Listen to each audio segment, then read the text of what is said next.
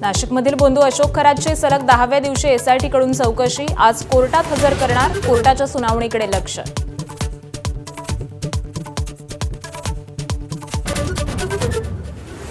LPG gas तुटवड्यासंदर्भात सरकार मोठा निर्णय घेणार, पाणी वीज कनेक्शन प्रमाणे आता पीएनजी कनेक्शनही मिळणार, राज्यातही पीएनजी कनेक्शन देण्यावर भर, मुख्यमंत्र्यांचं वक्तव्य.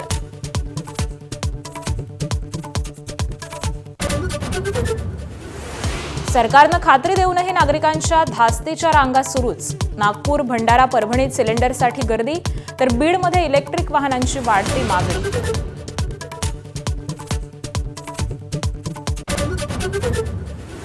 चर्चा केल्यास दोन्ही राष्ट्रवादीचं विलीनीकरण आजही शक्य, राष्ट्रवादीतील ज्येष्ठ नेत्याची माहिती.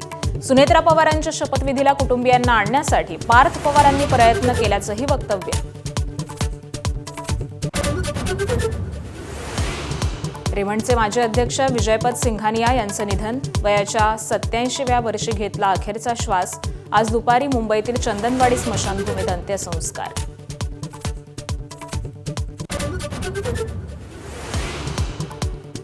मुंबईत आज मध्य पश्चिम आणि ट्रान्स हार्बर मार्गावरती मेगा ब्लॉक, कांदिवली बोरिवली दरम्यान 19 तासांचा मेगा ब्लॉक.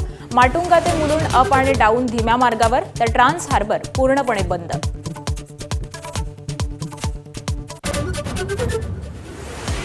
गतविजेत्या बंगळुरूची यंदाच्या आयपीएल हंगामात विजयी सलामी, हैदराबादनं दिलेले 202 धावांचं आव्हान बंगळुरूनं अवघ्या 16व्या षटकात गाठलं. आयपीएलच्या नव्या मोसमासाठी हार्दिक पंड्याची मुंबई इंडियन्स सज्ज, आज होणाऱ्या सलामीच्या लढतीत मुंबईसमोर अजिंक्य रहाणेच्या कोलकात्याचं आव्हान.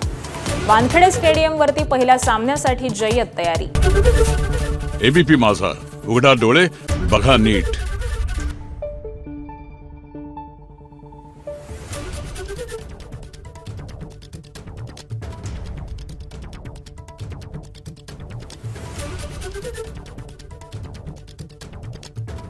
Thank you.